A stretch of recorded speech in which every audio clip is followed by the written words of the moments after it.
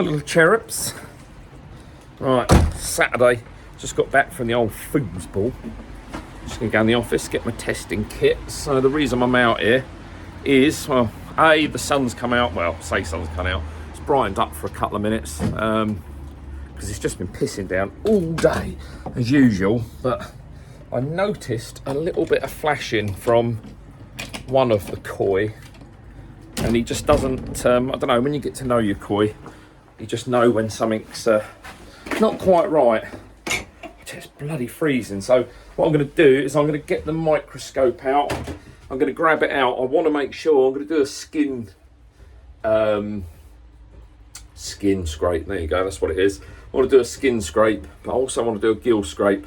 So I'm actually going to sedate it slightly, because I don't know if you've ever taken a biopsy of a gill. It's you know, I've only done it once. It's not something I enjoyed doing, so I'd rather do it when the koi's under, make sure that we're not causing any more damage than we need to.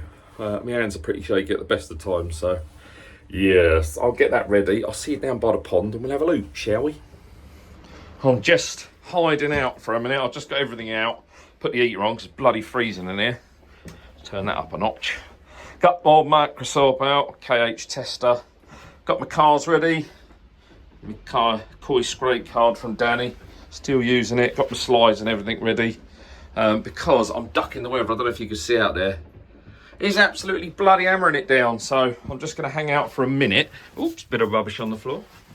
Chuck that away. Done it. I've got my food in there ready for this year. It's not JPD. There's a mixture of stuff in there at the moment. But seems like a long way off, isn't it?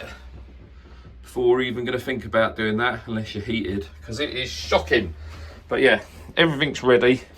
I'll go and do my KH test first, get the bowl and everything sorted out with the sedate, and then we'll go from there, I think. Right, wish me luck. Right, everything's set up ready. I'm just down in the filter house. I've got my bowl full up of water. I've got my sedate, Kasuri koi sedate in there, but I'm just literally hiding at the minute because out there, literally just had a quick walk out there. Look at the state of my trousers. It's absolutely pissing down with rain. You can see it, hopefully. If you can't see it, I promise you, it was really there. But yeah, so what I'm going to do is get my sock ready. I've got the pan net out there already, and now I'm just going to wait. So I want to do it over here. I'm under cover. Can't wait to extend this roof, by the way. Do it here under cover. And then I can also set the camera up so you can actually see what I'm doing out of the pissing rain. But yeah, look at that. Another fine British weekend, I say. Right, I'm going to, what's the temperature in here at the moment? So it's 7.9 in here. The water temperature's still holding at 10.6, which is handy. But yeah, I'll get, I won't bore you with getting the fish out, but when I come back to you, obviously I'll have the fish in the bowl. I'll do a couple of scrapes and other fish, but I won't bother showing that because I'm going to rush, quite frankly, because I'm getting wet.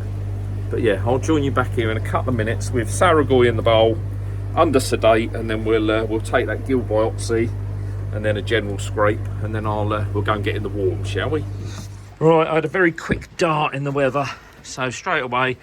So surprisingly, what's he up to now? See if he'll line up for us. He's probably knocking on the 50 cm mark, so getting quite a nice body on him. He will start to go, bless his heart, but straight away I can see he's quite pink. Seems to be all right gill-wise. Fin-wise. There's no immediate concern of damage. Annoying shimmy there on the side, but we'll just let him do his thing, or her thing. But yeah.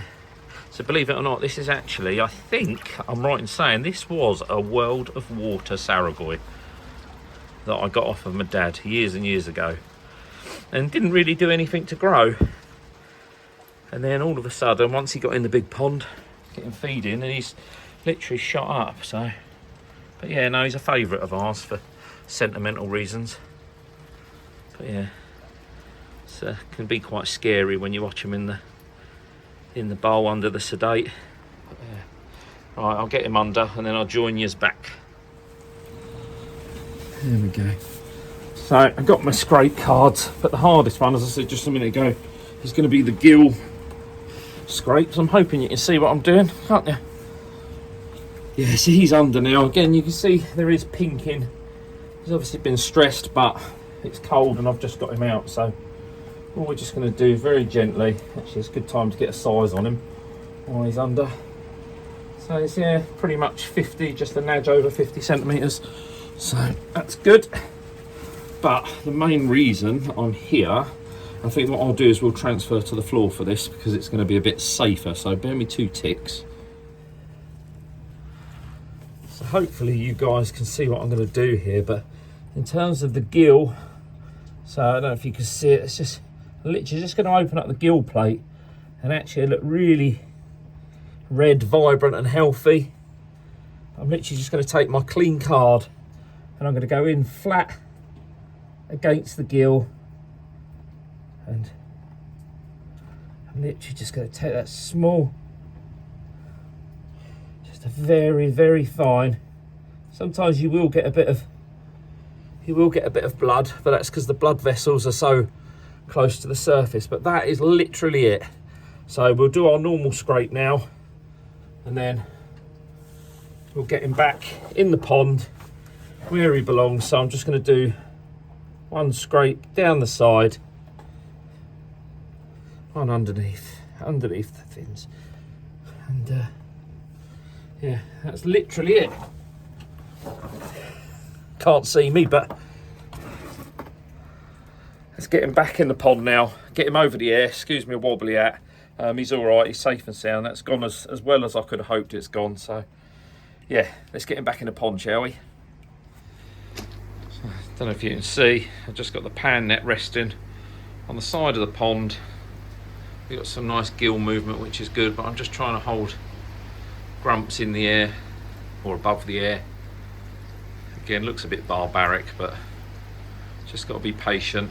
As I say, there's gill movement, so still breathing, and then literally all of a sudden he'll come back to life. But you can see the pinking. He's very stressed now, bless him. So I'm glad I've done this under sedate. But yeah, get this done, and then we want to get back up in there and do the scrape tests with the microscope. Really, you want to be aimed to testing sort of within 5 minutes. You don't want them slides sitting around with the mucus sample on it for too long. So yeah, we're still ducking the weather. We've got a bit of sunshine, but it's getting darker. So Grumps, hurry up and wake up. I will confess, I really started to panic then. He's been a while, but literally this is what you'll see. All of a sudden, he'll start coming round. Just keep him over the air, be patient. But it is scary, definitely scary.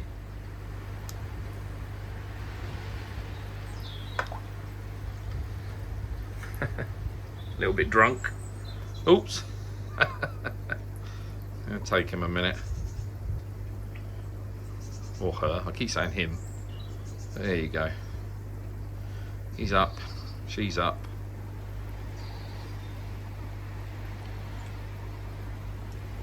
And off he goes. Brilliant. Thank God for that. Right. There we go. Hopefully you can see me. Let me just move that out of the way. You can probably see my chin. I'm just literally trying to warm my bloody hands up. So with the gill one, so I got some water from a KH test. But what I'm going to do is I overfilled it ever so slightly, because what I want to do is just with a pipette, pip, pip, pip, pip. I just want to take a tiny little bit of water. Check they ain't got over the 5 yet. Take a tiny little bit of water to drop on the slide. So the sample I got from the gill is only very, very small. A little bit bloody. I don't know if you can see that. So what I'm going to do, just transfer that to the slide now. But then drop a little bit of water on it. A little bit of water. So I'm literally just using the slide. I'm not doing this very well that you're going to be able to see me on my... bear me, right, let's do this. It's a right tip in here, I'm sorry. Let's just put you down like that. There you go, you can see what I'm doing now. So I've got my slide here.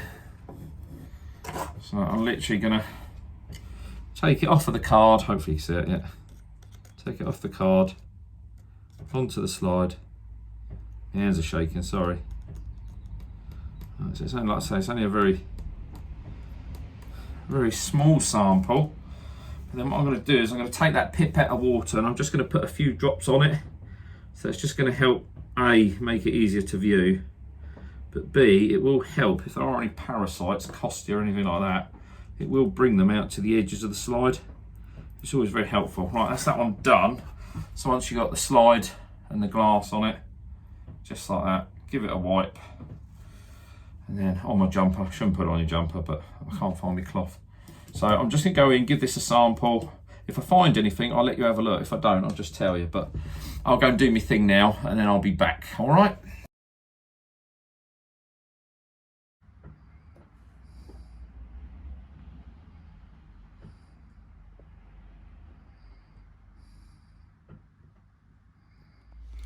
All right, ladies and gentlemen, hold on, look, there we go. Jackpot. That is a very, hang on, fuck's sake. Hopefully you can see that. I'll just, look at that cheeky little sucker. Huh? It's even got a happy face on it, look. It's like a bouncy Durex, but yeah. So I found a couple of those, but I'm gonna go and do the big scrape now. Yeah, and I better go and get some treatment. Just, oh, hang on, let me get it up. There we go. So just to add insult to injury, oh, come on, David. If I can get this to focus, there you go. So what you're seeing there is a bit of trichodina, I believe, the old flying saucer. So you won't see it. I'm only at about 100 times zoom, 150 times zoom at the minute. But when I zoom in a minute, you'll see that it'll actually be spinning. So yeah, so flukes, trichodina, fucking wonderful. All right, there we go. So the old flying saucer, bit of the old trichodina. Right, welcome back all. So yes, we've just finished looking at the bugs. So my good friends at Icklesham Koi have just dropped me round a delivery, bless their hearts. They do spoil me.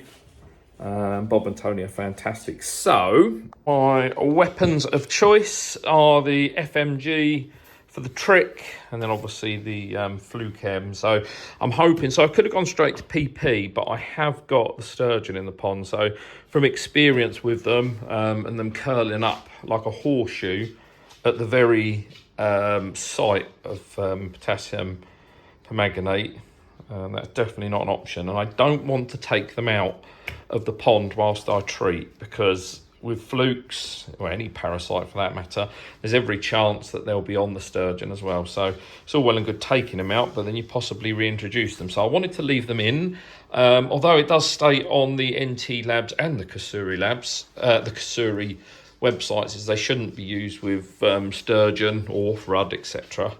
I spoke to many people that have said they've been successful with FMG with the sturgeon in there. There's plenty of air, the temps are down, so there's stacks of oxygen in the water, but we're going to give that a try. Same again with Fluchem, just doing lots of research online. There is a lot of people out there treating okay with sturgeon, but I'm going to have to keep an eye on it as I put it in, obviously. Worst case scenario, I'm going to have to take the sturgeon out, but hopefully it's not the case. So let's go and knock this up. So this will go in first, and then 72 hours later, we'll go with a Fluchem. Right, out in the filter shed. If you can hear the wind, I'm sorry, it's like 50-mile-an-hour winds here again. We've had rain all morning, but it's not too bad now. So I've got an old bottle that I just want to use up. Don't know how much is in there, we'll have a look in a minute. And then obviously, we want to follow the instructions. So in this case, it is 10 mils per 80 gallons or 364 litres.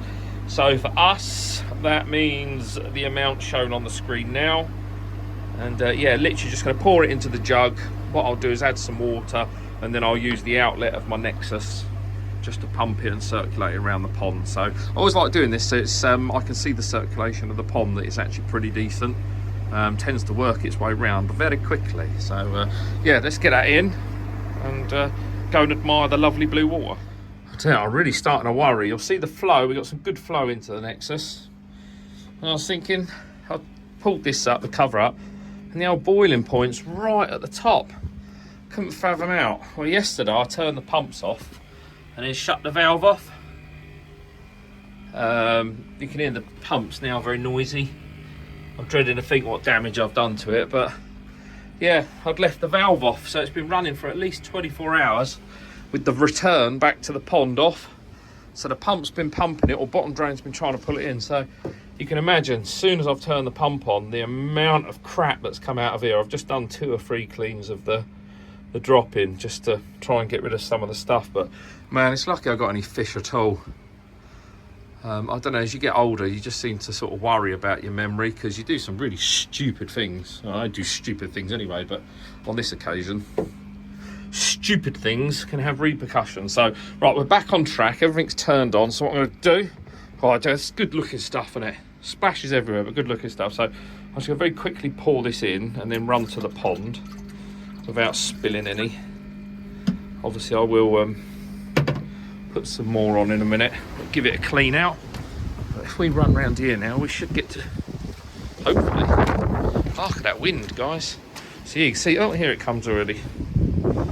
So that'll work its way round the pond. But you can see how there's a lot of protein on top of the water. Well, not a lot, but there is protein on top of the water. So you just see that's worked in half the pond, and work its way into that corner, and then I've got my bottom return. You can see it just going across actually. And if my bottom drain was, the aeration was on, yeah, last bit just to cover that, there it goes. So that's my flow around the pond, but yeah, that's FMG in. We'll see how the sturgeon go. I'll keep an eye on them. But yeah, obviously I'll keep you updated with the situation, progress, success, or not. Hopefully it's the first ones, but we shall see. But don't forget to turn your ball valves back on, folks, because if you don't, it's very, very silly. And only silly people do things like that. So yeah, all right, cool. I'll catch you soon. I don't know when this video will go out. I've got a few in the queue now, which is quite nice. Just trying to catch up on things. But yeah, if you're having problems with your pond, don't despair. We're all having them, or a lot of us are having them. I was up at Coy Water Barn, and probably I'd say 60, maybe 70% of the people I spoke to had issues with flukes and parasites and bacterial issues. So yeah, it's just that time of year. If you can afford to heat, it's fantastic. But I'm not heated, so I'm with the rest of you, or most of you, majority, that are having those problems. But yeah, I'll catch up with you soon. Best wishes now.